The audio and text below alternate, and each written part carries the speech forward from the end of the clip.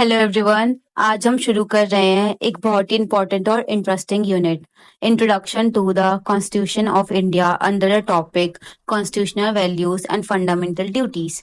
India का constitution सिर्फ एक लॉ बुक नहीं है, ये हमारे देश की सोल है। ये बताता है कि सरकार कैसे काम करेगी, सिटीजन्स के क्या राइट्स और ड्यूटीज हैं और किस तरह से जस्टिस, इक्वालिटी और लिबर्टी को इंश्योर किया जाएगा।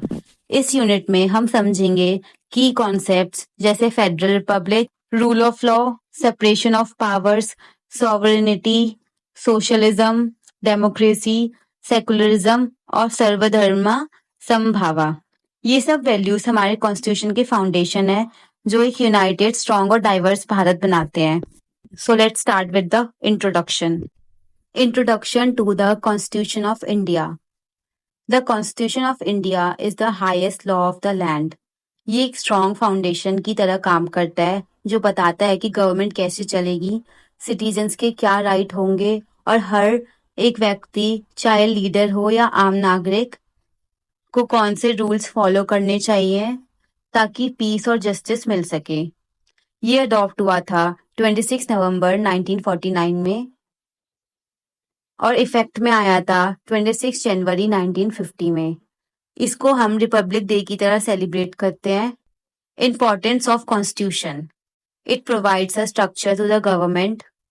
बताता है कि हर ऑर्गन, लेजिस्लेचर, एग्जीक्यूटिव, जुडिशरी का क्या रोल है। कॉन्स्टिट्यूशन प्रोटेक्ट करता है सिटीजन्स के फंडामेंटल राइट्स को, प्रमोट करता है वैल्यूज को जैसे justice, liberty, equality and fraternity. So let's first understand these four values. So what is justice? Justice means fairness in society. सबको बराबर का ट्रीटमेंट मिले, चाहे वो किसी भी कास्ट, रिलीजन या जेंडर का हो। एग्जाम्पल, अगर एक रिच और पुअर दोनों कोर्ट जाए तो दोनों का केस बराबर सुना जाए। Second, liberty. Liberty means freedom to think, speak and live freely. हर सिटीजन को अपने आइडियाज एक्सप्रेस करने की आज़ादी हो। एग्जाम्पल, फ्रीडम ऑफ स्पीच, अपने विचार रखना बिना डर के। Third is equality. Equality means no discrimination, सबके साथ एक जैसा व्यवहार हो, regardless of their caste, religion, gender या रीजन। एग्जाम्पल, स्कूल एडमिशंस या गवर्नमेंट जॉब्स में सबको इक्वल चांस मिलता है। Fourth is fraternity. Fraternity means sense of brotherhood among all citizens. It promotes unity and respect for each other. Example, जब लोग अलग अलग रिलीजन्स के होते हुए भी एक दूसरे के फेस्टिवल सेलिब्रेट करते हैं। अब हम समझेंगे फेडरल रिपब्लिक क्या होता है। फेडरलिज्म का मतलब है पावर डिवाइड होती है between central government and state government.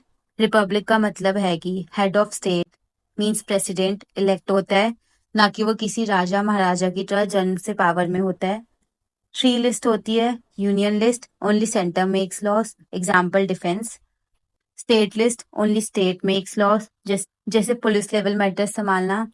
Concurrent list both can make loss, example education. Education के लिए स्टेट गवर्नमेंट भी लॉस बना सकती है अपने स्टेट के लिए, सेंट्रल गवर्नमेंट भी लॉस बना सकती है। रिलेटेड राइट्स क्या होते हैं? फंडामेंटल राइट्स हर स्टेट में इक्वल अप्लाई होते हैं। लोग सेंट्रल या स्टेट लेवल पे सर्विसेज और जस्टिस ले सकते हैं। रूल ऑफ लॉ क्या होता है? रूल ऑफ लॉ मीन्स कोई भी लॉ के ऊपर नहीं है, चाहे वो प्राइम मिनिस्टर हो या एक कॉमन सिटीजन। एग्जाम्पल, अगर एक गवर्नमेंट ऑफिसर ब्राइब लेता है तो उसके अगेंस्ट लीगल एक्शन होगा, सेम जैसे किसी आम आदमी के लिए होता है। इससे रिलेटेड आर्टिकल्स कौन से होते हैं? Article 14 equality before law, article 21 right to life and personal liberty. Equality before law कहता है कि लॉ सब पे सेम इम्प्लाई होते हैं, चाहे वो रिच हो, चाहे वो पुअर हो, कोई भी हो। Right to life and personal liberty बोलता है कि सब फ्री है, सबको जीने का हक है, अपने एक्सप्रेस करने का हक है खुद को। Third is separation of powers.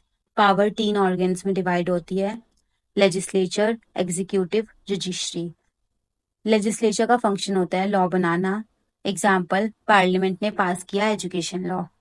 Executive का काम होता है लॉ को इम्प्लीमेंट करना, जैसे government एनफोर्सेस that law in schools.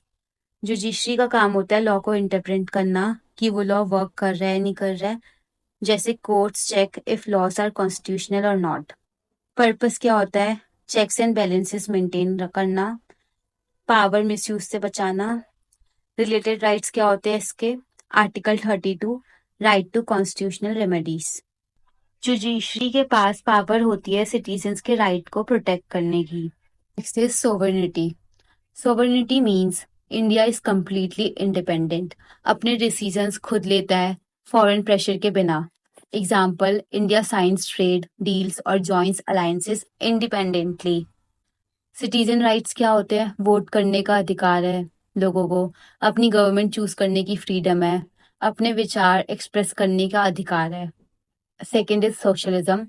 Socialism का गोल है रिच और पुअर के बीच गैप कम करना, सबको इक्वल अपॉर्चुनिटी देना। एग्जाम्पल स्कीम्स कौन कौन से हैं? Free education, right to education.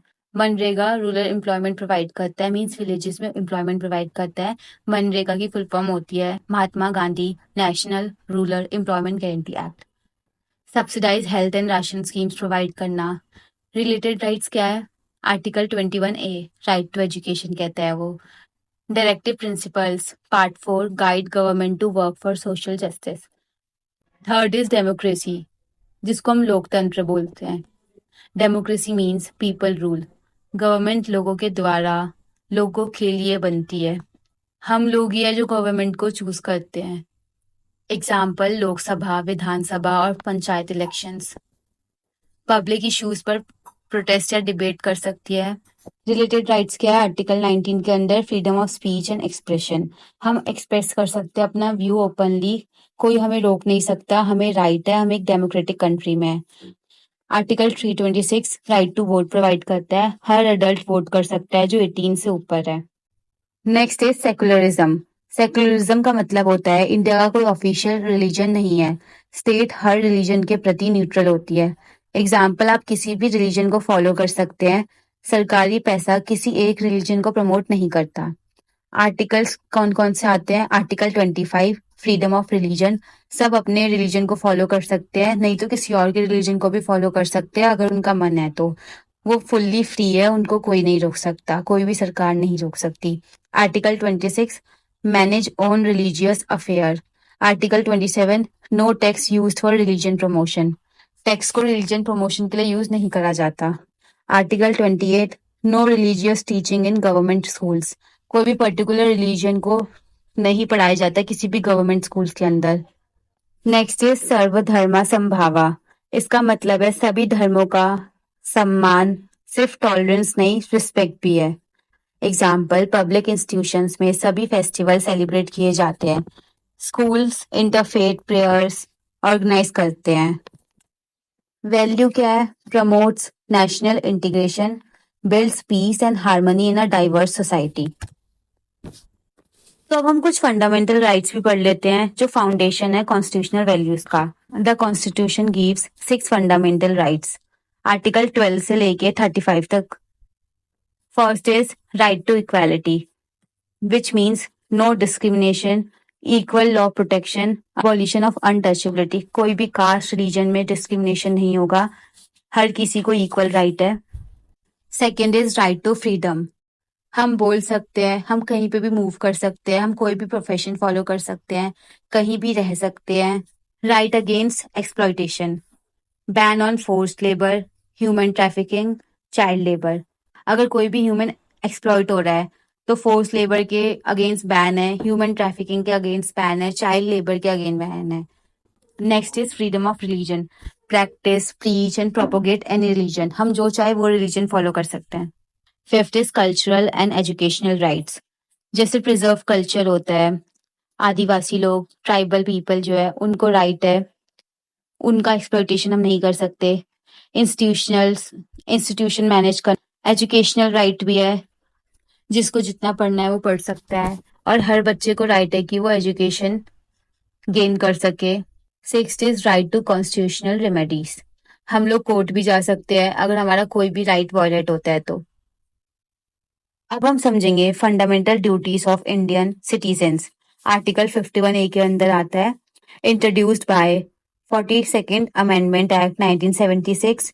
Total duties 10 है, बट एक एडेड भी है और ये ऐड हुई थी 86th अमेंडमेंट 2002। तो टोटल 11 ड्यूटीज है। इसके लिए कोर्ट में कोई सजा नहीं होती, बट ये वैल्यूज हैं और ये ड्यूटीज है जो लोगों को फॉलो करनी चाहिए। First, respect the constitution, national flag, and national anthem. To abide by the Constitution and respect its ideals and institutions, the national flag and the national anthem. As citizens, it is our primary responsibility to respect the law of the land, national symbols, and maintain dignity in public ceremonies. Second, cherish the noble ideals of freedom struggle. To cherish and follow the noble ideals that inspired our national freedom struggles. We should remember the sacrifices of our freedom fighters and live by the values like courage, truth, and nonviolence.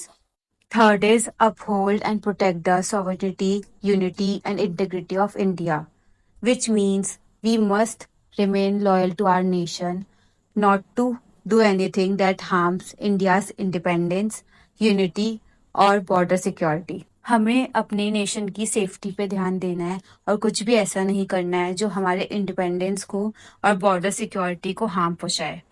Fourth one is defend the country and render national service, which means in times of war or national crisis, citizens must come forward to serve the nation in any capacity. इसका मतलब ये है कि अगर country में war और national crisis है तो सारे सिटीजन्स को सामने आना है और एक दूसरे की हेल्प करना है और कंट्री में कंट्रीब्यूट करना चाहिए। ये हमारी ड्यूटीज है जो हमें कॉन्स्टिट्यूशन के अंदर दी गई है, बट ये जरूरी नहीं है कि सब फॉलो करते हैं, but as a citizen of India we should follow it. Fifth is promote harmony and brotherhood. To promote harmony and the spirit of common brotherhood amongst all the people of transcending religious, linguistic and regional or sectional diversities. इसका मतलब ये है we should work to remove discrimination and promote peace among all communities.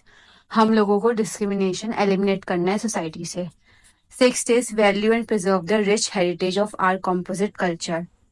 इसका मतलब ये है India has a diverse and ancient culture, इस tribal people, आदिवासी लोग, we must preserve it languages, art, dance, architecture and traditions. Seventh one is protect and improve the natural environment. To protect and improve the natural environment, including forests, lakes, rivers, and wildlife, and to have compassion for living creatures. इसका मतलब ये है हम लोगों को nature को harm नहीं करना है, हमें ट्रीज को, वाटर को कंजर्व करना है और एनिमल्स की रिस्पेक्ट करनी है। It is develop scientific temper, humanism and spirit of inquiry. We should question superstitions and encourage education, logic, curiosity and open-minded thinking. हम लोगों को क्वेश्चंस पूछने चाहिए, इनकरेज करना चाहिए एजुकेशन को, लॉजिक्स को, क्यूरियोसिटी इंक्रीज करनी चाहिए और ओपन माइंडेड थिंकिंग रखनी चाहिए ताकि हम एज अ नेशन ग्रो कर सके और चीज़ें जान सके। Ninth is safeguard public property and avoid violence. हम लोगों को गवर्नमेंट प्रॉपर्टीज जैसे बसेस, ट्रेन्स और स्कूल्स को डैमेज नहीं करना है और नॉन वायलेंस यूज नहीं करना है प्रोटेस्ट के टाइम पे। 10th is strive towards excellence in all spheres. इसका मतलब ये है कि हम जो भी कर रहे हैं, पढ़ाई, काम, स्पोर्ट्स, हमें डेडिकेशन के साथ करना चाहिए ताकि हम कंट्री को कंट्रीब्यूट कर सके और कंट्री हमारे साथ ग्रो कर सके। 10th का one part is provide education to children, added by 86th amendment 2002. Who is parent और guardian to provide opportunities for education to his child or ward between the age of 6 and 14 years. ये हर parent की duty है कि उनके children schools जाए और basic education तो receive करे ही करे। ये यूनिट यहीं पे पूरा होता है। अब हम नेक्स्ट यूनिट डिस्कस करेंगे अगली